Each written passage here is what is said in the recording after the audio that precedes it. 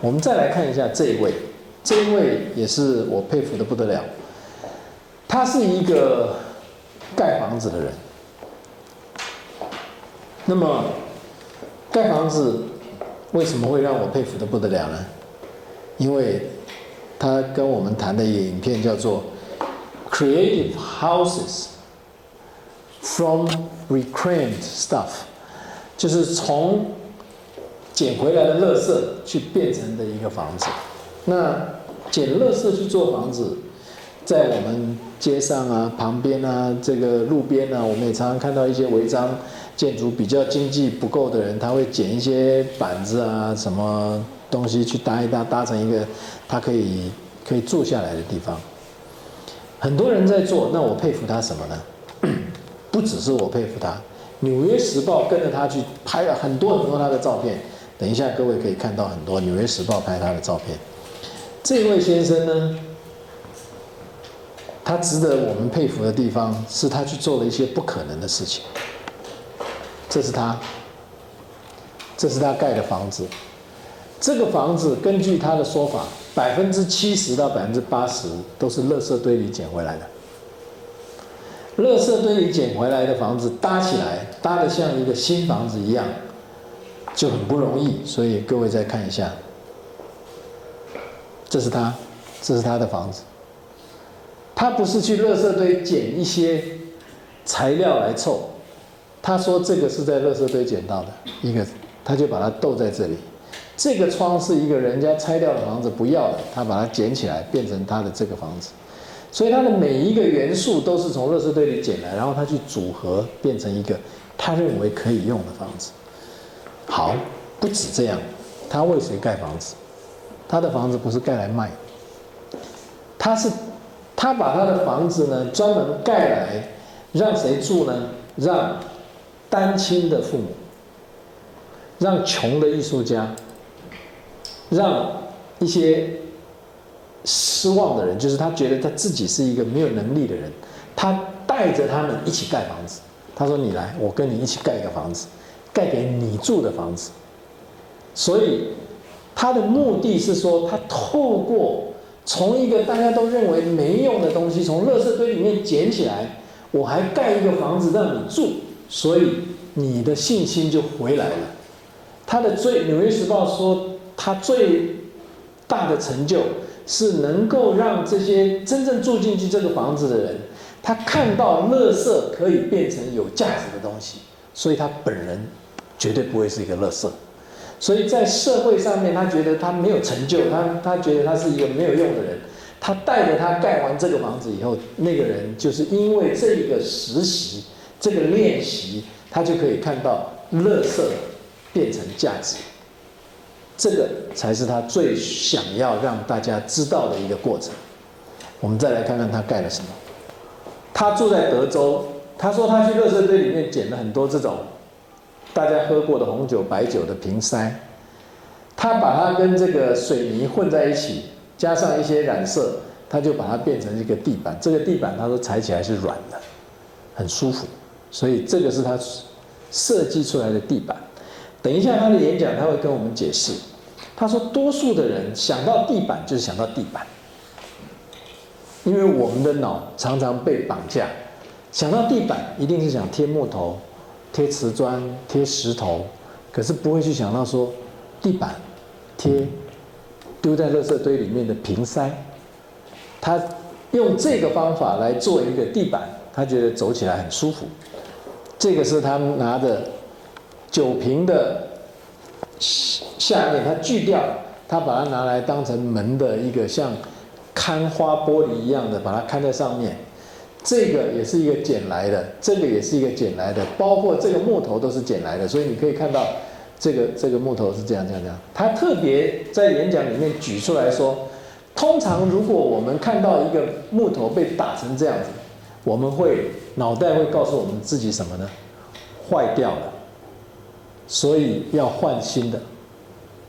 他说他的做法，如果捡到一个窗，其中有一个玻璃是破的，他不会把那个玻璃拿去换一块没有破的玻璃，他就把所有其他玻璃都一起打破，把它每个都打得碎碎的，然后他觉得说当大家都一起睡的时候，那个大家睡就很美，而不是说睡一块我们把它拿去换掉。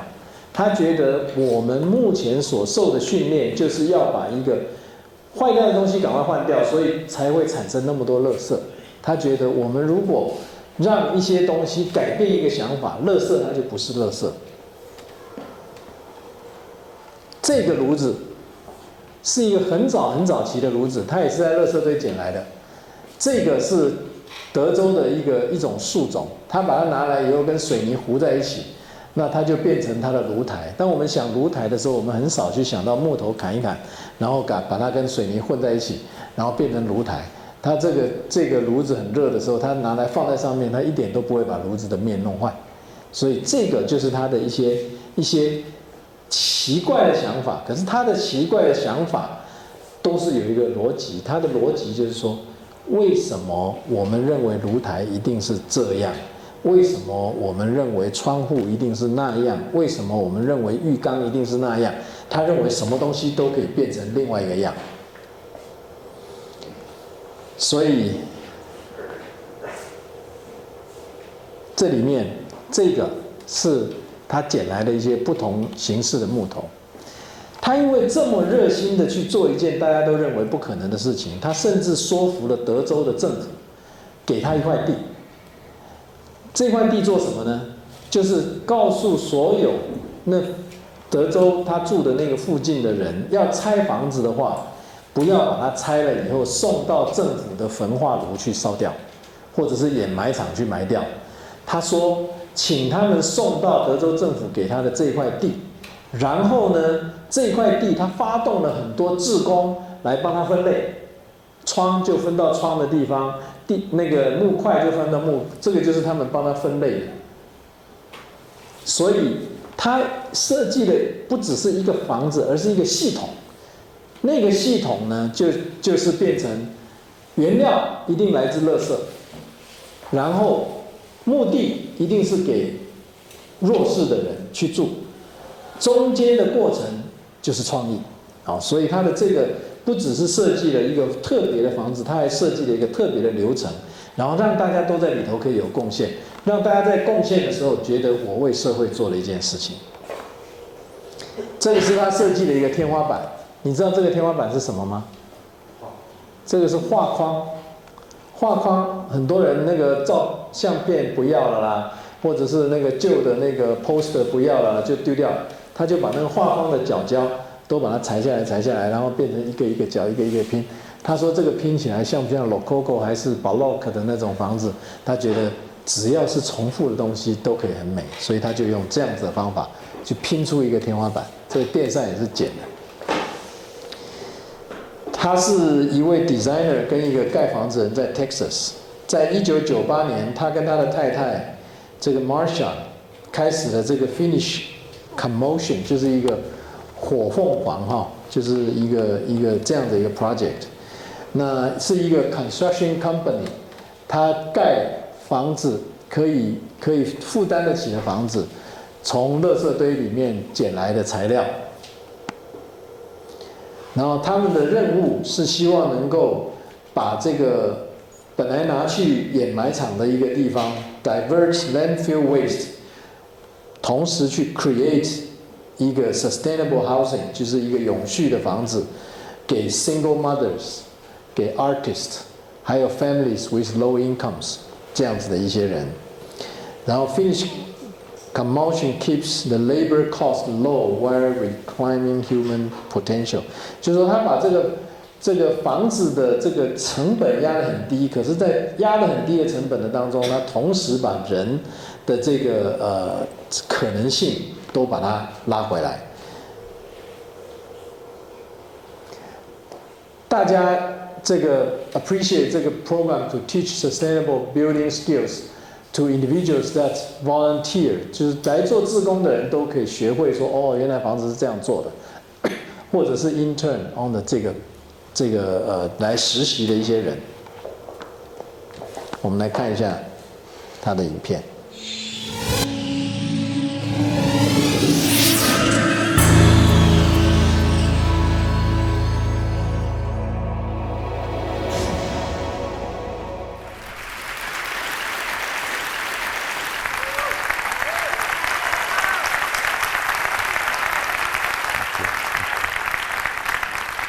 Thank you very much. I have a few pictures, and I'll talk a little bit about how I'm able to do what I do. All these houses are built from between 70 and 80% recycled materials, stuff that was headed to the mulcher, the landfill, the burn pile. It was all just gone. This is the first house I built. This double front door here with the 3-light transom that was headed to the landfill. Have a little turret there. And then these buttons on the corbels here, right there, those are hickory nuts. And these buttons there, those are chicken eggs. And of course, first you have breakfast, and then you fill the shell full of Bondo and paint it and nail it up, and you have an architectural button in just a fraction of the time. Then this is a look at the inside. You can see the 3-light transom there with the eyebrow windows, certainly an architectural antique. Headed to the landfill. Even the lock set is probably worth $200. Everything in the kitchen was salvaged. There's a 1952 O'Keefe Merritt stove, if you like to cook, cool stove. This is going up into the turret. I got that staircase for $20, including delivery to my lot. Then looking up in the turret, you see there are bulges and pokes and sags and so forth. Well, if that ruins your life, well, then you shouldn't live there. This is a laundry chute, and this right here is a shoe last, and those are those cast iron things you see at antique shops. So I had one of those, so I made some low-tech gadgetry there where you just stomp on the shoe last, and then the door flies open, you throw your laundry down. And then if you're smart enough, it goes into a basket on top of the washer. If not, it goes into the toilet. This is a bathtub I made. Made out of scrap 2x4 here, started with a rim there, and then glued and nailed it up into a flat, corbelled it up, and flipped it over, and then did the two profiles on this side. It's a 2-person tub. After all, it's not just a question of hygiene, but there's a possibility of recreation as well. Then this faucet here is just a piece of Osage orange. It looks a little phallic, but after all, it's a bathroom. Then this is a house based on a Budweiser can. It doesn't look like a can of beer, but the design takeoffs are absolutely unmistakable. The barley hops design worked up into the eaves. Then the dental work comes directly off the can. It's red, white, blue, and silver. Then these corbels going down underneath the eaves are that little design that comes off the can. I just put a can on a copier and kept enlarging it until I got the size I want. Then on the can it says, "This is the famous Budweiser beer. We know of no other beer, blah, blah, blah, blah, blah, blah." So we changed that and put, "This is the famous Budweiser house. We don't know of any other house," and so forth and so on. Then there's a deadbolt. It's a fence from a 1930 shaper, which is a very angry woodworking machine. And they gave me the fence, but they didn't give me the shaper, so we made a deadbolt out of it. That'll keep bull elephants out, I promise. And sure enough, we've had no problems with bull elephants. The shower is intended to simulate a glass of beer. We've got bubbles going up there and then suds at the top with lumpy tiles. Where do you get lumpy tiles? Well, of course you don't. But I get a lot of toilets, and so you just dispatch a toilet with a hammer, and then you have lumpy tiles. And then the faucet there is a beer tap. This panel of glass is the same panel of glass that occurs in every middle-class front door in America. We're getting tired of it. It's kind of cliched now. So if you put it in the front door, your design fails. So don't put it in the front door. Put it somewhere else. It's a pretty panel of glass. But then if you put it in the front door, people say, "Oh, you're trying to be like those guys, and you didn't make it." So don't put it there. Then another bathroom upstairs. This light up here is the same light that occurs in every middle-class foyer in America. Don't put it in the foyer. Put it in the shower or in the closet, but not in the foyer. Then somebody gave me a bidet, so it got a bidet. This little house here, those branches there are made out of Bois d'Arc or Osage orange, and these pictures will keep scrolling as I talk a little bit. In order to do what I do, you have to understand what causes waste in the building industry. Our housing has become a commodity, and I'll talk a little bit about that. But the first cause of waste is probably even buried in our DNA. Human beings have a need for maintaining consistency of the apperceptive mass. What does that mean? What it means is for every perception we have, it needs to tally with the one like it before, or we don't have continuity and we become a little bit disoriented. So I can show you an object you've never seen before. Oh, that's a cell phone. But you've never seen this one before. What you're doing is sizing up the pattern of structural features here, and then you go through your data banks, cell phone, oh, that's a cell phone. But if I took a bite out of it, you go, wait a second. That's not a cell phone, that's one of those new chocolate cell phones. And you'd have to start a new category right between cell phones and chocolate. That's how we process information. So you translate that to the building industry. If we have a wall of window panes and one pane is cracked, we go, oh dear, that's cracked, let's repair it, let's take it out, throw it away so nobody can use it, and put a new one in, because that's what you do with a cracked pane. Never mind that it doesn't affect our lives at all. It only rattles that expected pattern and unity of structural features. However, if we took a small hammer and we added cracks to all the other windows, then we have a pattern. Because Gestalt psychology emphasizes the recognition of pattern over parts that comprise a pattern. We'll go, oh, that's nice. So that serves me every day. Repetition creates pattern. If I have 100 of these, 100 of those, it doesn't make any difference what these and those are. If I can repeat anything, I have the possibility of a pattern. From hickory nuts and chicken eggs, shards of glass, branches, it doesn't make any difference. That causes a lot of waste in the building industry. The second is Friedrich Nietzsche, along about 1885, wrote a book titled The Birth of Tragedy. And in there, he said that cultures tend to swing between one of two perspectives. On the one hand, we have an Apollonian perspective, which is very crisp and premeditated and intellectualized and perfect. On the other end of the spectrum, we have a Dionysian perspective, which is more given to the passions and intuition, tolerant of organic texture and human gesture.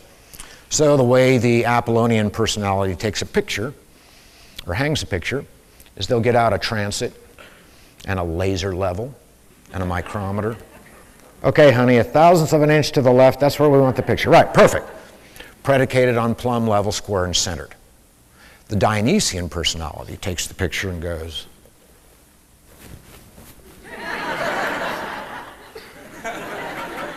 that's the difference. I feature blemish, I feature organic process, dead center John Dewey. Apollonian mindset creates mountains of waste. If something isn't perfect, if it doesn't line up with that premeditated model, dumpster, oop, scratch, dumpster, oop, this, oop, that, landfill, landfill, landfill. The third thing is arguably the Industrial Revolution started in the Renaissance with the rise of humanism and got a little jump start along about the French Revolution. By the middle of the 19th century, it's in full flower. And we have doomafloges and gizmos and contraptions that will do anything that we, up to that point, had to do by hand. So now we have standardized materials. Well, trees don't grow 2 inches by 4 inches, 8, 10, and 12 feet tall. We create mountains of waste, and they're doing a pretty good job there in the forest, working all the byproduct of their industry with OSB and particle board and so forth and so on. But it does no good to be responsible at the point of harvest in the forest if consumers are wasting the harvest at the point of consumption. And that's what's happening. And so if something isn't standard, oops, dumpster, oop, this, oop, warp, no. If you buy a 2x4 and it's not straight, you can take it back. Oh, I'm so sorry, sir. We'll get you a straight one. Well, I feature all those warped things because repetition creates pattern, and it's from the Dionysian perspective. The fourth thing is labor is disproportionately more expensive than materials. Well, that's just a myth. And here's a story. Jim Tullis, one of the guys I trained, I said, Jim, it's time now. I got a job for you as a foreman on a framing crew. It's time for you to go. Dan, I just don't think I'm ready. Jim, it's time you, but Dan, So he hired on. And he was out there with his tape measure, going through the trash heap looking for header material, which is the board that goes over a door. Think he'd impress his boss. That's how I taught him to do it. And the superintendent walked up and said, what are you doing? Oh, just looking for some header material, waiting for that kudo. He said, no, I'm not paying you to go through the trash. Get back to work. And he had the wherewithal to say, he said, you know, if you were paying me $300 an hour, I can see how you might say that. But right now, I'm saving you $5 a minute. Do the math. Good call, Tullis. From now on, you guys hit this pile first. And the irony is I wasn't very good at math. But Once in a while, you get access to the control room, and then you can kind of mess with the dials, and that's what happened there. The fifth thing is that maybe after 2,500 years, Plato is still having his way with us in his notion of perfect forms. He said that we have in our noggin the perfect idea of what we want, and we force environmental resources to accommodate that. So we all have in our head the perfect house, the American dream, which is a house, the dream house. The problem is we can't afford it, so we have the American dream look-alike, which is a mobile home. Now there's a blight on the planet. It's a chattel mortgage. Just like furniture, just like a car, you write the check and instantly it depreciates 30%. After a year, you can't get insurance on everything you have in it, only on 70%. Wired with 14-gauge wire typically, nothing wrong with that, unless you ask it to do what 12-gauge wire is supposed to do, and that's what happens. It outgasses formaldehyde so much so that there is a federal law in place to warn new mobile home buyers of the formaldehyde atmosphere danger. Are we being just numbingly stupid? The walls are this thick. The whole thing has the structural value of corn. So I thought Palm Harbor Village was over there. No, we had a wind last night. It's gone now. Then when they degrade, what do you do with them? Now, all that Apollonian Platonic model is what the building industry is predicated on, and there are a number of things that exacerbate that. One is that all the professionals, all the tradesmen, vendors, inspectors, engineers, architects, all think like this. And then it works its way back to the consumer who demands the same model. It's a self-fulfilling prophecy. We can't get out of it. Then here come the marketeers and the advertisers. We buy stuff we didn't know we needed. All we have to do is look at what one company did with carbonated prune juice. How disgusting. But you know what they did? They hooked a metaphor into it and said, I drink Dr. Pepper. And pretty soon, we're swilling that stuff by the lakeful, by the billions of gallons. It doesn't even have real prunes. It doesn't even keep you regular. My, oh my, that makes it worse, and we get sucked into that faster than anything. Then a man named Jean-Paul Sartre wrote a book titled Being in Nothingness. It's a pretty quick read. You can snap through it in maybe 2 years if you read 8 hours a day. In there he talked about the divided self. And he said human beings act differently when they know they're alone than when they know somebody else is around. So if I'm eating spaghetti and I know I'm alone, I can eat like a backhoe. I can wipe my mouth on my sleeve, a napkin on the table, chew with my mouth open, make little noises, scratch wherever I want. But as soon as you walk in, I go, ooh, little spaghetti sauce there. Napkin in the lap, half bites, chew with my mouth closed, no scratching. Now, what I'm doing is fulfilling your expectations of how I should live my life. I feel that expectation, and so I accommodate it, and I'm living my life according to what you expect me to do. That happens in the building industry as well. That's why all of our subdivisions look the same. Sometimes we even have these formalized cultural expectations. I'll bet all your shoes match. Sure enough, we all buy into that. And with gated communities, we have a formalized expectation. With a homeowners association, sometimes those guys are Nazis. My, oh my. That exacerbates and continues this model. The last thing is gregariousness. Human beings are a social species. We like to hang together in groups. Just like wildebeest, just like lions. Wildebeest don't hang with lions because lions eat wildebeest. Human beings are like that. We do what that group does that we're trying to identify with. And so you see this in junior high a lot. Those kids, they'll work all summer long, kill themselves, so that they can afford one pair of designer jeans. So along about September, they can stride in and go, I'm important today. See, whoop, don't touch my designer jeans. I see you don't have designer jeans. You're not one of the beautiful. See, I'm one of the beautiful people. See my jeans? Right there is reason enough to have uniforms. And so that happens in the building industry as well. We have confused Maslow's hierarchy of needs just a little bit. On the bottom tier, we have basic needs: shelter, clothing, food, water, mating, so forth. Second, security. Third, relationships. Fourth, status, self-esteem. That is vanity. And we're taking vanity and shoving it down here. And so we end up with vain decisions, and we can't even afford our mortgage. We can't afford to eat anything except beans. That is, our housing has become a commodity. And it takes a little bit of nerve to dive into those primal, terrifying parts of ourselves and make our own decisions and not make our housing a commodity, but make it something that bubbles up from seminal sources. That takes a little bit of nerve. And darn it, once in a while you fail. But that's okay. If failure destroys you, then you can't do this. I fail all the time, every day. And I've had some whopping failures, I promise, where big, public, humiliating, embarrassing failures. Everybody points and laughs, and he said, he tried it a fifth time and it still didn't work. What a moron. Early on, contractors come by and say, Dan, you're a cute little bunny, but you know, this just isn't going to work. Why don't you do this, and why don't you do that? And your instinct is to say, well, why don't you suck an egg? But you don't say that, because they're the guys you're targeting. And so what we've done, and this isn't just in housing, it's clothing, in food, in our transportation needs, our energy, we sprawl just a little bit. And when I get a little bit of press, I hear from people all over the world. And we may have invented excess, but the problem of waste is worldwide.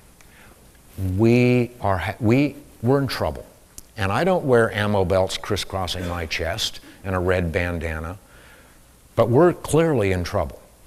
And what we need to do is reconnect with those really primal parts of ourselves and make some decisions and say, you know, I think I would like to put CDs across the wall there. What do you think, honey? If it doesn't work, take it down. What we need to do is reconnect with who we really are. And that's thrilling indeed. Thank you very much.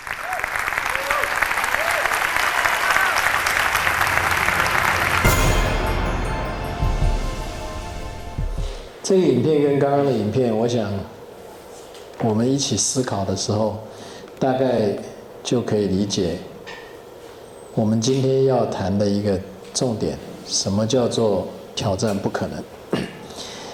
刚刚的第一支影片告诉我们，当我们思考这个一件事情要完成的时候，我们必须要去思考的是为什么我们要做这个，然后我们慢慢的才说我们要做什么，这样子才会变成是一个独特的东西。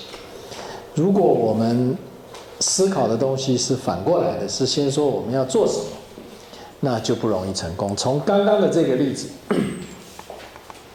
也许我们觉得是说，哦，他只不过是比较努力一点，去从垃圾里面捡东西，让这个比较穷困或辛苦一点的人有房子住。可是你从他刚刚的演讲中间，我不晓得各位有没有听出来，他事实上是在深度的思考，为什么我们需要像现在的营造业这样子，甚至我们可以讲，为什么我们要像现在的建筑界这样子的盖那样的房子？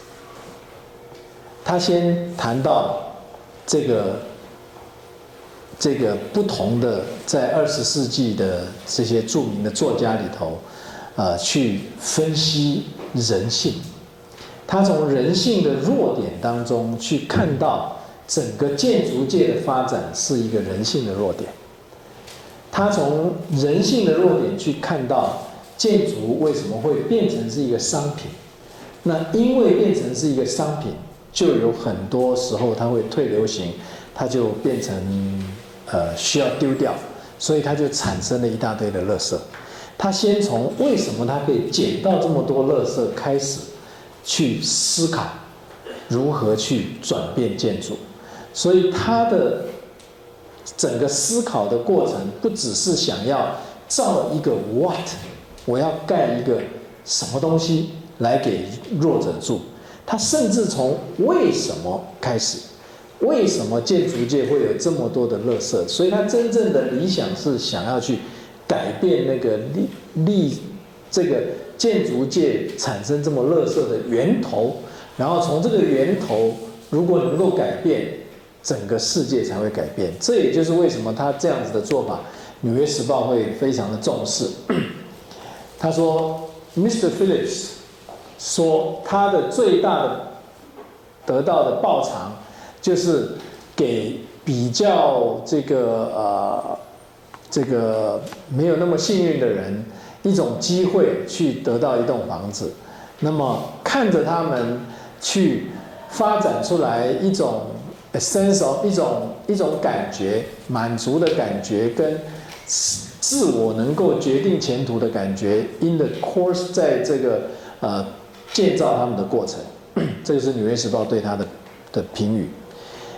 那但是呢，如果我们把那个影片多看几次，像我一样，大概到今天为止已经看过第4次还是第5次的时候，你就可以真正感觉到，他不只是要帮助这些人，他还有另外的目的是透过他这个行为跟成果去帮助另外一群根本不需要他帮助的人，但是这一群人是真正需要他帮助的人，帮助他什么呢？他想去改变他们的想法。他想去改变建筑界为什么把建筑当成一个商品，而不是一个居住的地方。如果它是一个居住的地方，它就不应该是一个商品。这个在我们现在这样子谈起来，你也许会觉得很难懂。那需要钱去买的东西，为什么不是商品？可是就像你需要钱到学校去交学费才能进来念书，可是不代表你念书这件事情是一个商品。念书是一个人生重要的经历跟过程，它不是一个商品。同样的道理，你去住的一个地方，它那个地方会有许许多多的这个你的生命中间的段落需要在那里经过，它不是一个商品。所以当它把它过度的变成商品的时候，它就会变成过度的产生垃圾。这个是它的一些哲学的层次的思考去达成 why 为什么他要做这件事情。我相信支撑他做的这个力量，不只是想要去帮助那些弱势的人，支撑他更大的力量是他想要去影响那些强势的人。可是他的影响强势是从帮助弱势去影响强势，他的这个杠杆是这样在做的。所以希望各位同学可以从这里来了解，挑战不可能有时候不见得是挑战。直接挑战，就像刚刚爬那个坡，他从帮助这些人来盖这些房子，他去挑战那些不可能撼动的，就是多少年来已经把建筑就是一种商业产品的这个脑袋，他希望去做一些改变。也许时间很长，也许要绕很长很长的路，但是这些很长很长的路呢，最后终于会被他爬上去，因为他在走的是一个2.5% 的人会做的事情。这个2.5% 的人，他只要慢慢累积到16%、18% 的时候，他就到了一个 tipping point， 那个就可以整个转变。所有的革命，所有的革新，都是靠着这个18% 的转换。他这样一转过去，这个事情就不一样啊。所以我想这个是一个让各位同学了解，这种改变需要一个很大的努力。他才刚刚一直在说，但你需要很大的勇气，去把你的房子做成你真正喜欢的样子，而不是别人喜欢的样子。我们现在都说啊，现在流行这样子的东西，我们现在都说哦，这个是大家现在都觉得这样东西才好，那个并不重要。